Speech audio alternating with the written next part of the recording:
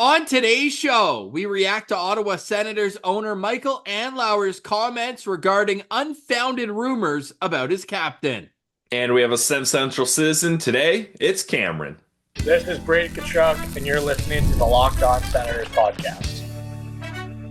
Your Locked On Senators, your daily podcast on the Ottawa Senators. Part of the Locked On Podcast Network. Your team every day. Welcome! You are locked on to the Ottawa Senators, the only daily podcast covering the Sens. On the outskirts of enemy territory, I'm Ross Levitan, alongside Brandon Piller up in the Blue Mountains. Today's episode is brought to you by FanDuel. New customers can get started with a big return on FanDuel. If you place a $5 bet and win, you'll get started with $150 in bonus bets. Visit FanDuel.com to get started. Today is Tuesday, December 10th, and Pilsy, let me quickly address for our YouTube viewers. It's a bit of a dialed down approach today. StreamYard had trouble, and Pilsy, we may have recorded an entire episode with zero audio.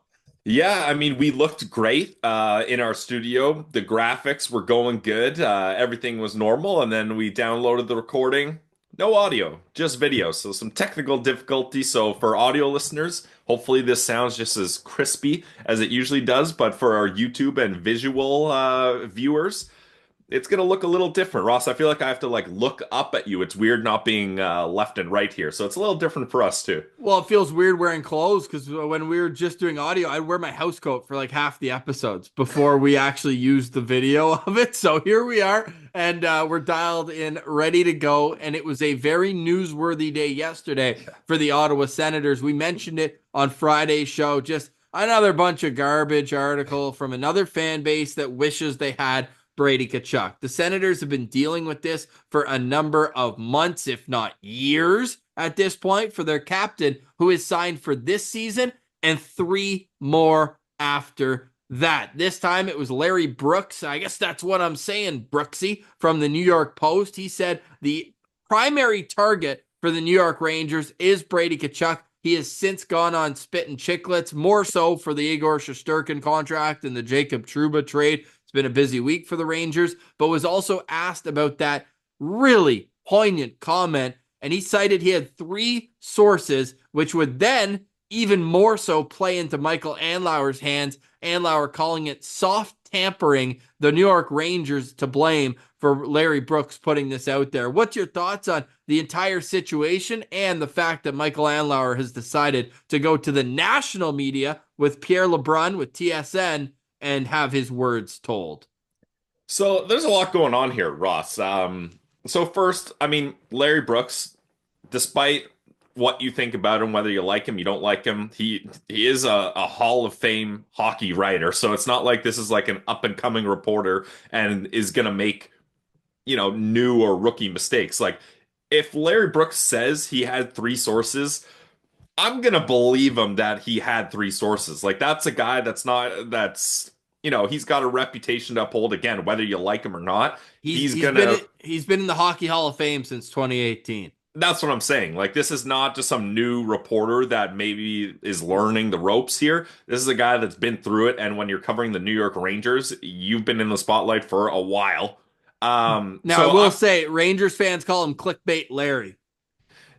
Hey, that's what they call him. That's what they call him. You're trying to get people to read your articles, Ross. I'm not debating that he had 3 people tell him this, but I think it's probably one of those things where it's like those people are assuming or hypothesizing that the Rangers would go after Brady. Like you mentioned, 31 other teams would love to have Brady Tkachuk on their team. For a team to say we're targeting Brady Tkachuk is not that surprising or shouldn't really throw off Sens fans. But where it becomes an issue is when it's guys like Larry Brooks, big platforms like Spit and Chicklets that are putting this out there. And now Andlauer has had to go 3 times to Brady Tkachuk and tell him, look, I know it's out there. I know there's rumors. I know there's a lot of smoke and fire around this, but we're obviously not trading you. You're signed, you're a captain, you're the face of the franchise, you're having another great season. We believe in what you do. You're a unicorn type NHL player.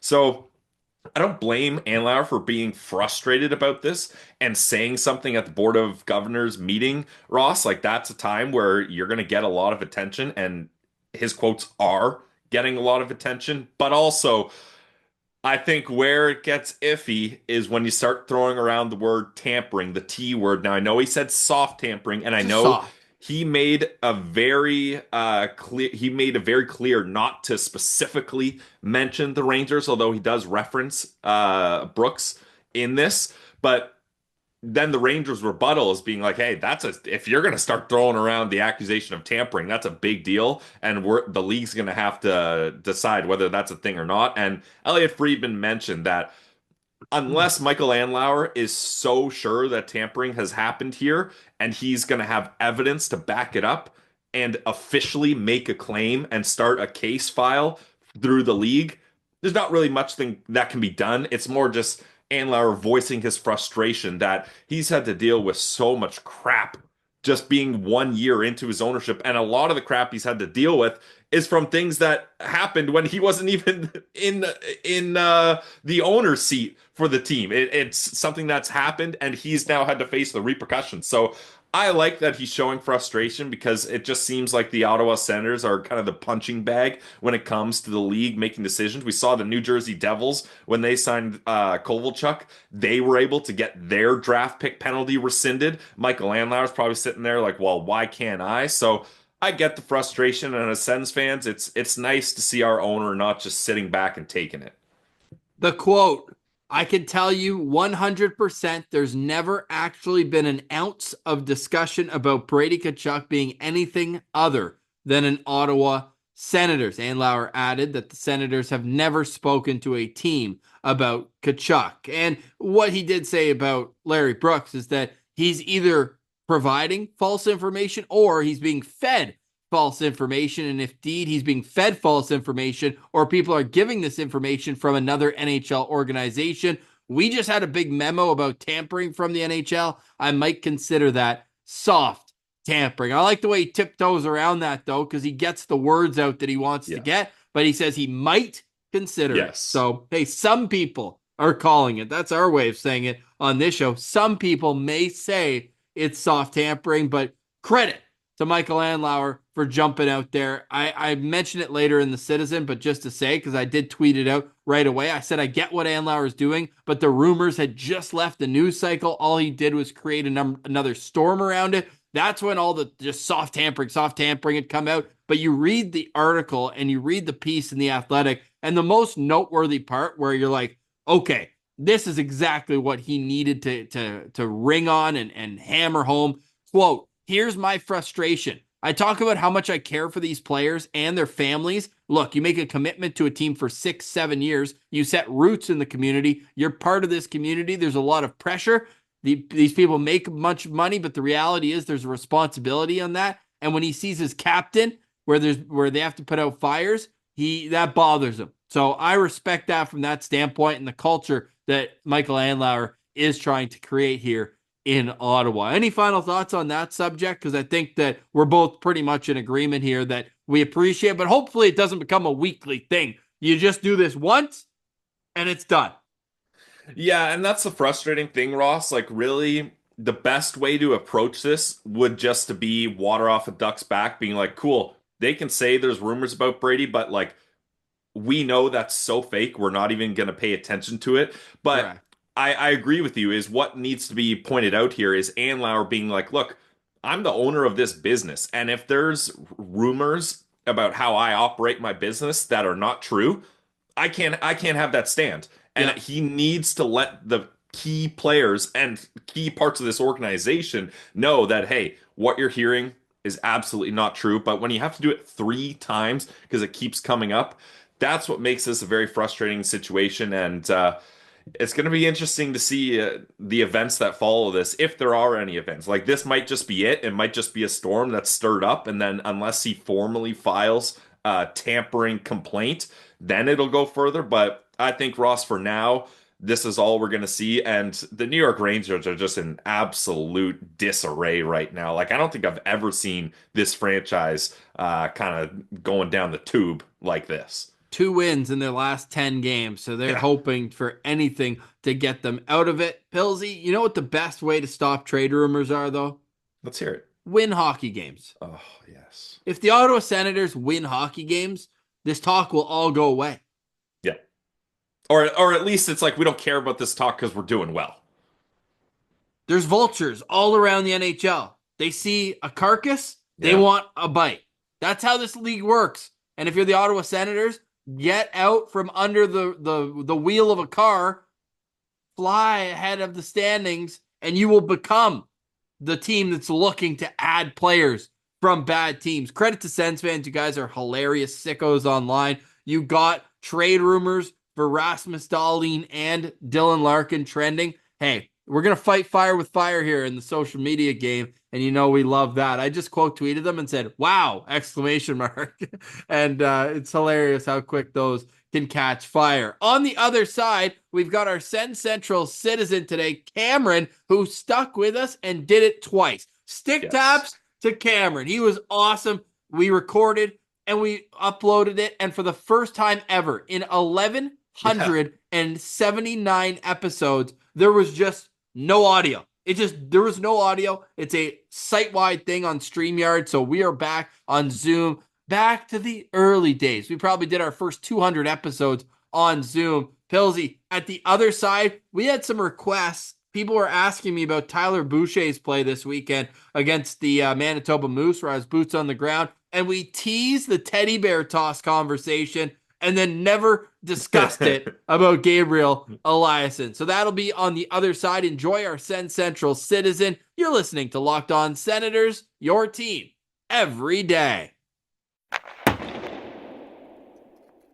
Today's episode is brought to you by our friends over at PrizePicks. PrizePicks is the best place to get real money sports action. With over 10 million members and billions of dollars in awarded winnings, PrizePicks has made daily fantasy sports accessible to all. You just pick more or less on at least 2 players for your shot to win up to 100 times your cash. Run your game all season long on PrizePicks. You guys heard me right. You can win up to 100 times your money on PrizePicks with as little as 4 correct picks. Sign up today and get $50 instantly when you play $5. Best part is, you don't even need to win to receive the $50 bonus. It's guaranteed. So download the app today and use code LOCKEDONNHL to get $50 instantly after you play your first $5 lineup. Again, that's code LOCKEDONNHL. PrizePicks. Run your game.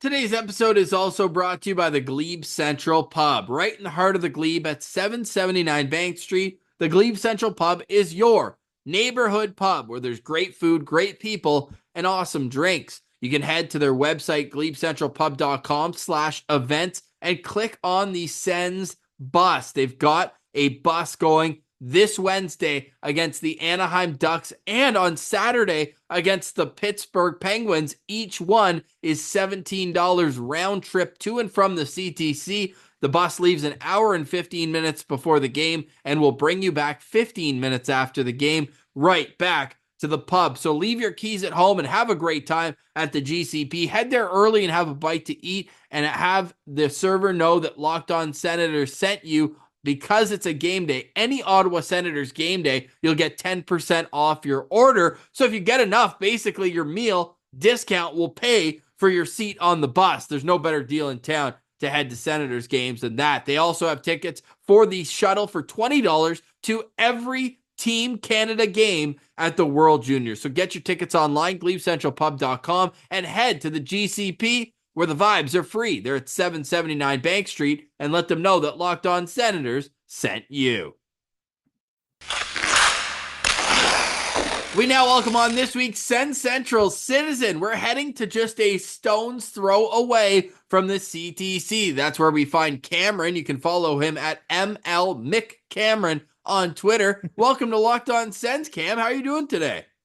Doing great, except for the game the last couple days ago was a big downer against the New York Islanders, but got to move forward with that one. What is it with this team being unable to win 3 games in a row? It's 4 times now where they've had a chance and they can't come through.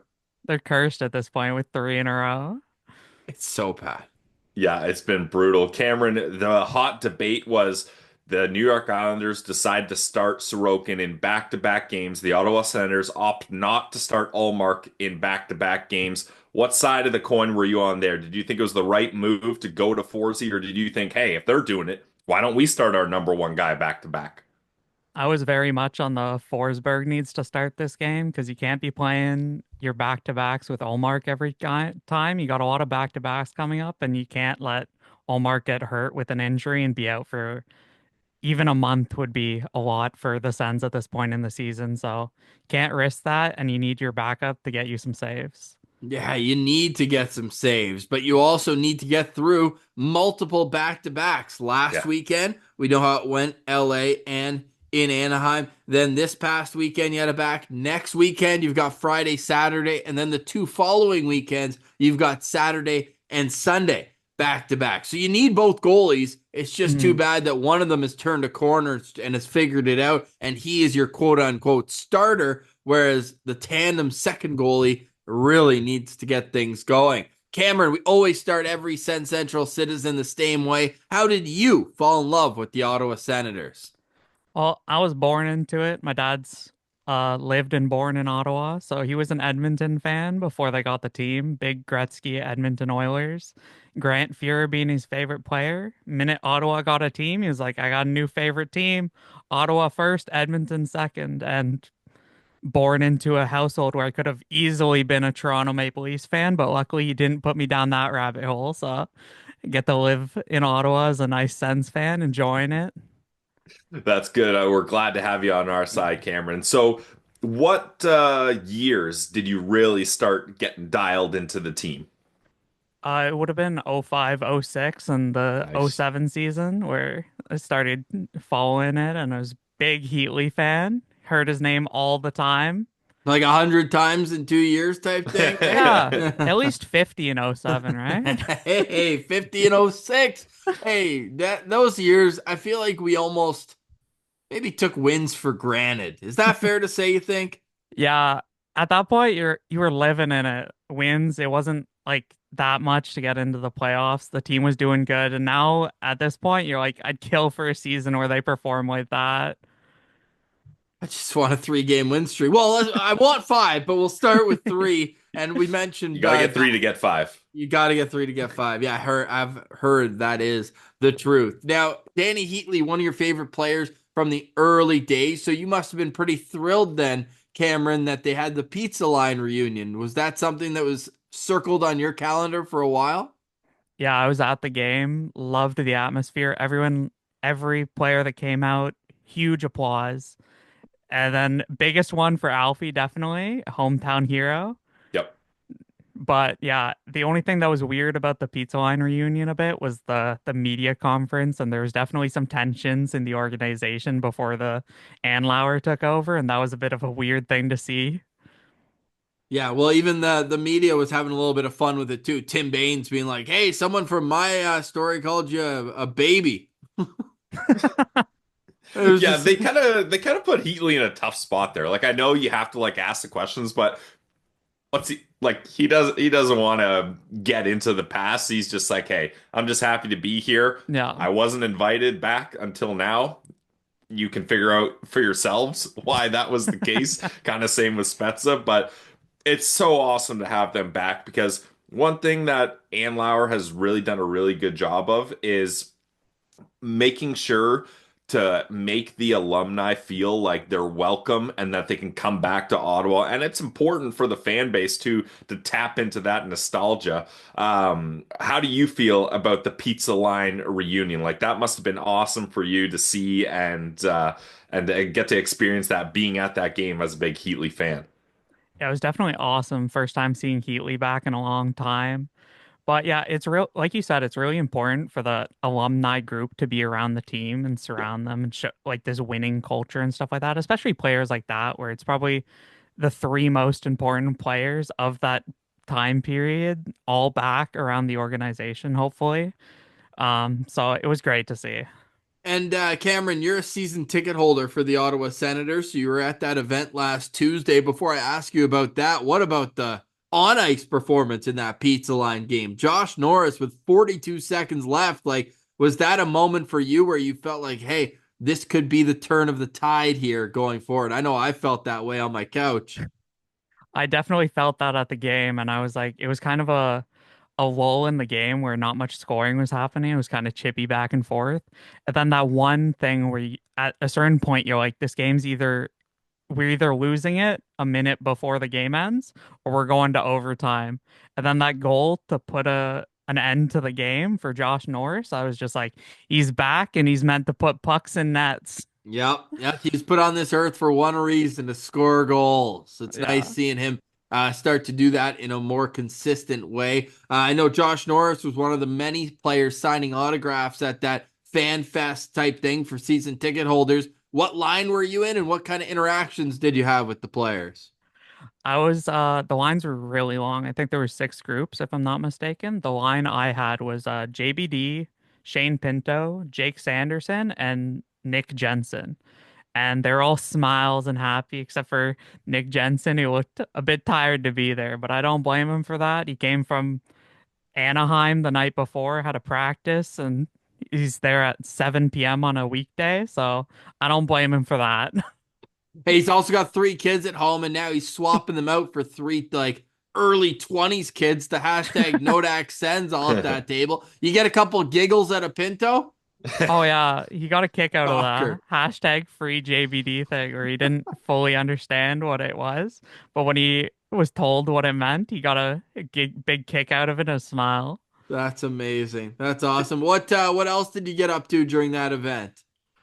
They lowered the banners, which was really sick. Yeah. So that night, me and my dad, I brought my dad along and I made him wear his Alfred's jersey. I wore my Phillips jersey, and Nice. Chris Neal was right there to take the photo with us. So we got the entire line for the banners. Hey, where's Frank Finnegan's jersey?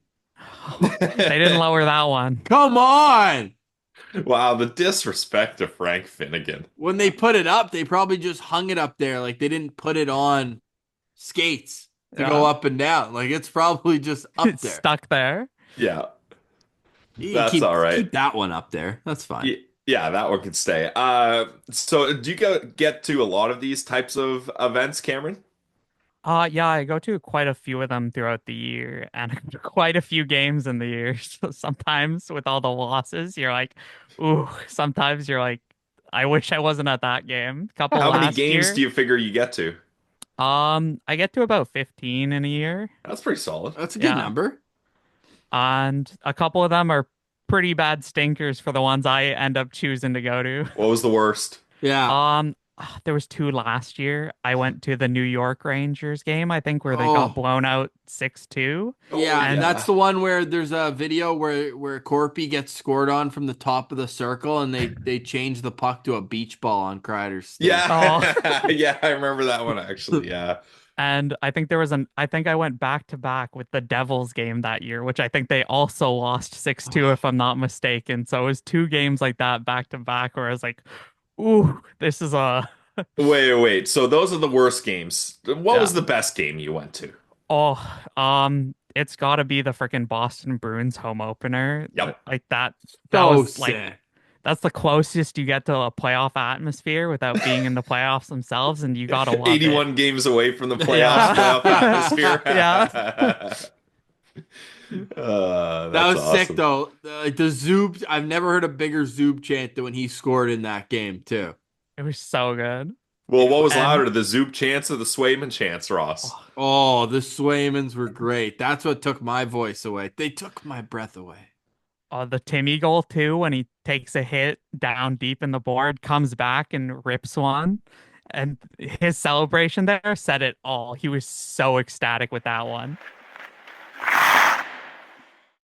Hope you're enjoying our chat with Cameron. We'll get right back to it. But first, Pilsy's got a word from one of our favorite sponsors. Yes, today's episode is also brought to you by FanDuel. Get ready to tackle the NFL action with FanDuel, America's #1 sportsbook. And right now, new customers can bet $5 and get $150 in bonus bets if you win. The FanDuel Sportsbook app gives you everything you need to place live bets on the NFL all in one place. So when you get a hunch in the middle of the game, you can check out the latest stats, view live play-by-play, and so much more on the same page where you place your bets. Just visit FanDuel.com today. You'll get started with $150 $50 in bonus bets if you win your first $5 bet. And check out all the promotions FanDuel has.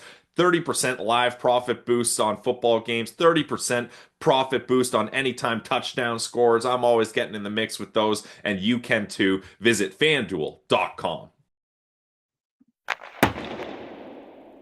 You mentioned Heatley back in the day. Who are your favorite players to watch on the team right now? It's a tough decision right now between Stützle and Sanderson right now. Those got to be my two favorites at the moment. Nice. Okay. Well, what's Brady got to do to get in the mix there? Yeah. Dude, I love Brady. I think he's an amazing captain, but there's something special about the 2020 draft where that was the year that the draftees were the same age as I was. So it was kind of like Oh. following these players that were the same age as I coming into the NHL. And there's something special about that where you just get to follow Jake Sanderson and Tim Stützle's the same age as I am, but they're like playing NHL games. It's like the dream as a kid where you're like, this is it.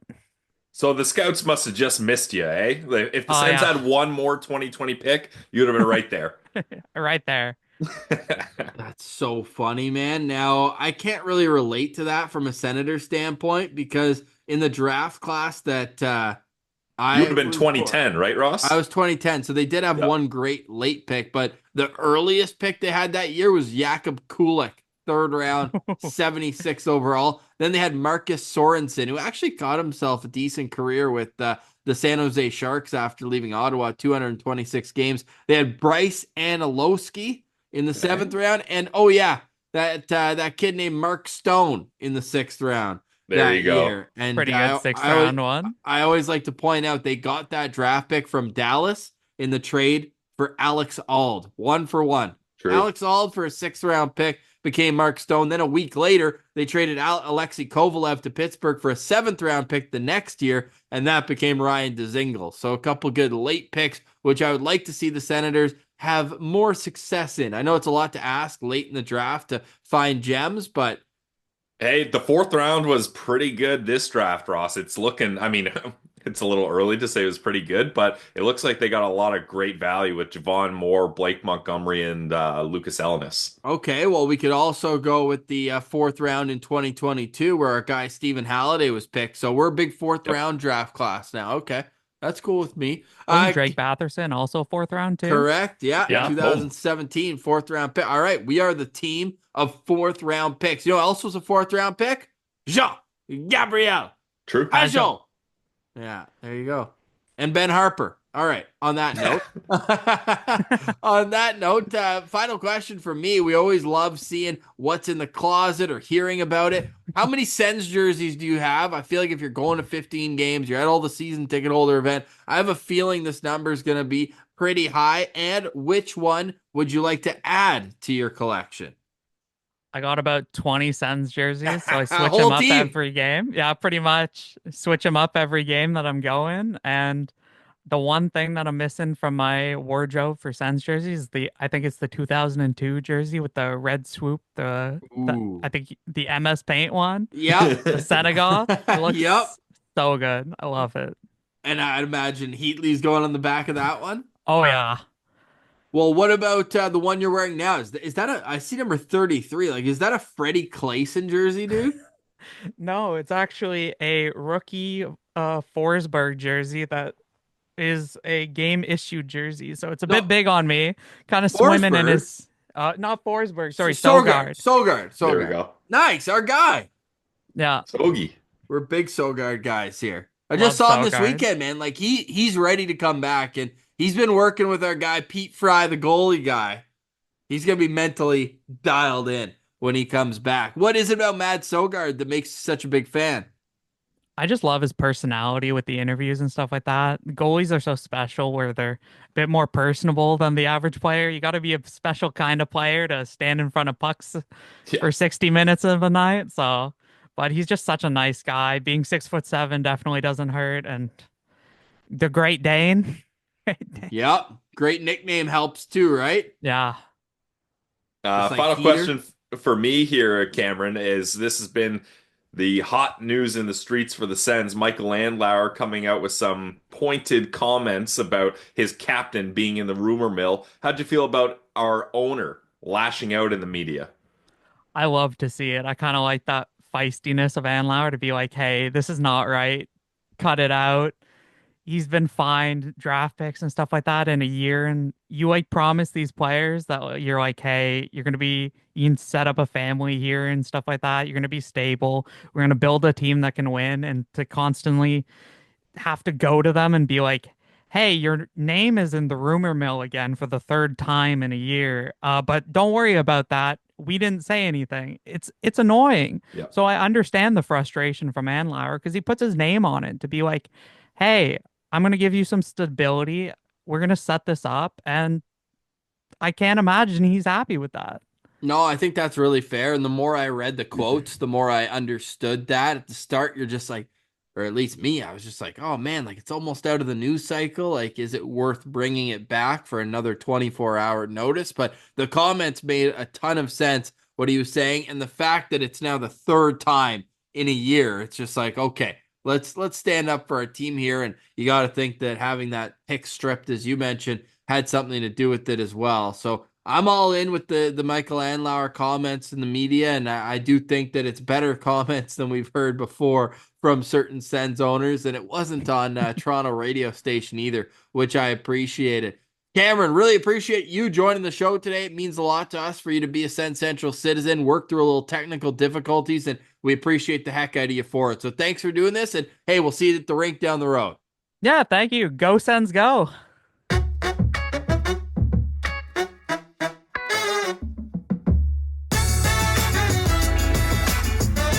All right, Pilsy. One, stick taps to Cameron for sticking with us through some technical issues, and stick taps to Gabriel Eliasson for being an absolute mutant. The Ottawa Senators prospect with the Barrie Colts was in a 5-on-5 line brawl over the weekend during the teddy bear toss. I posted the video at Ross Levitan on Twitter, and I just had such a laugh. Like, that's hockey, baby. Come on. Yeah, like I always think, Ross, like show that video to like an English soccer fan and be like, this is what hockey is. And he's like, wait, there's the lights are flashing, there's hundreds of teddy bears on the ice, and they're all fighting. Like, what is this? Like, that would just be so confusing to someone that doesn't understand the context of the teddy bear toss or line brawls. So, of course, Ross, of course, Gabriel Eliasson is in the middle of that. Obviously, Eliasson leads the Ontario Hockey League in penalty minutes this season. And hey, he's +6 or +7. The Barrie Colts are first in the conference, and he's such a fun kid. You saw the pictures of him at the Ottawa Senators game on Saturday night because he was in town for the game against the 67s on Sunday, and he just screamed, "Go Sens, go!" into the camera. This guy's an all-time beauty. We're working to get him back on LOSB here coming up. Also, I detailed my weekend with the Belleville Sens, on yesterday's show.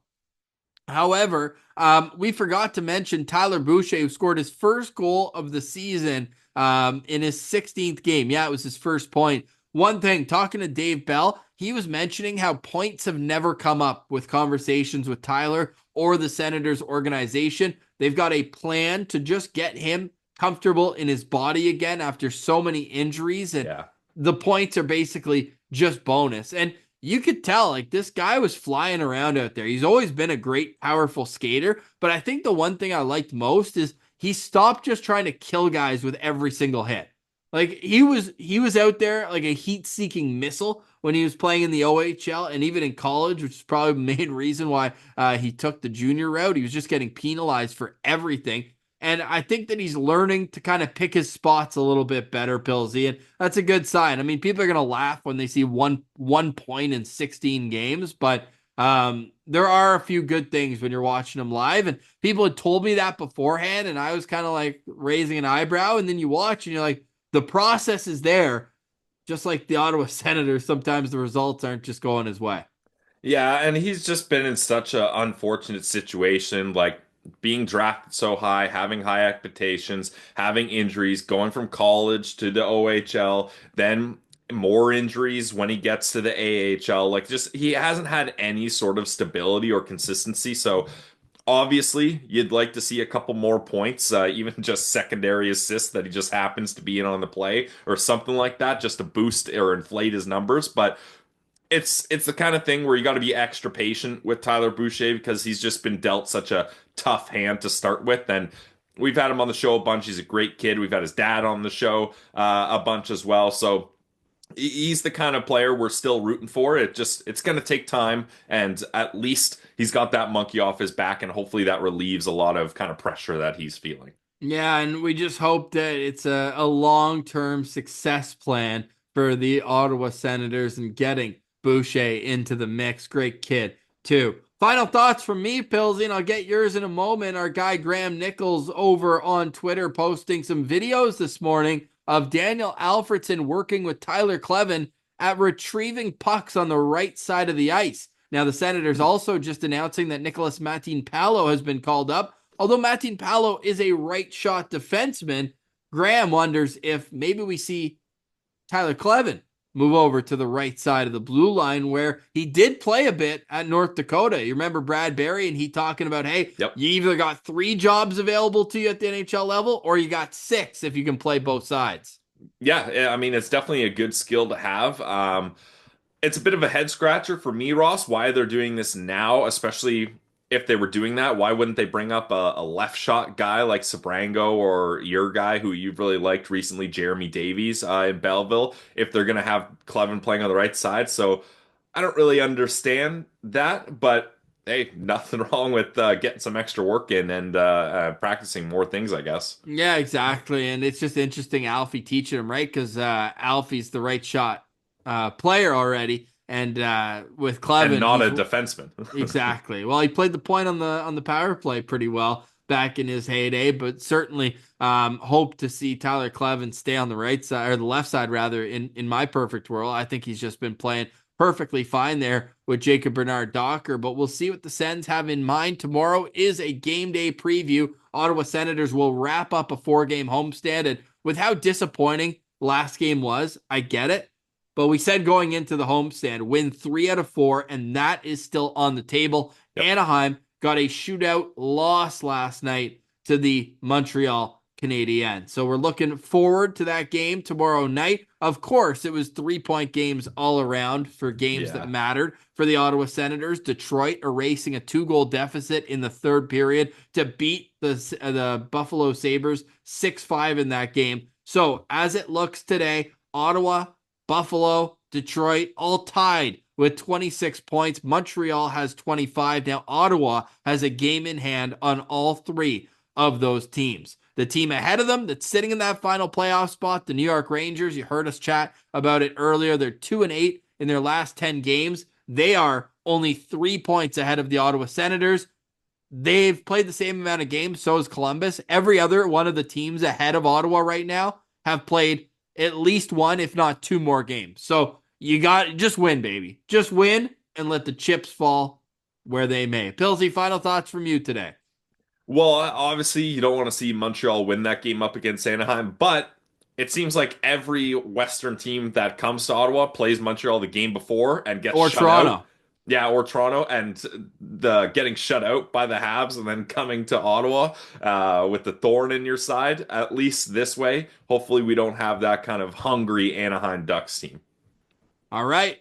Sens eager to get back at it. The practice started 20 minutes early today, and we will get you line combinations on Twitter at SensCentral. Appreciate everyone sticking with us. Again, it was a different day for us with the technical aspect of it, but we zoomed through it, and we are here on the other side. We'll be back to chat with you tomorrow. A double dip. We got a game day preview and, of course, the postcast after tomorrow night's game. For today, we say goodbye. For Brandon Piller, I'm Ross Levitan. This has been another edition of the Locked On Senators podcast, your team every day.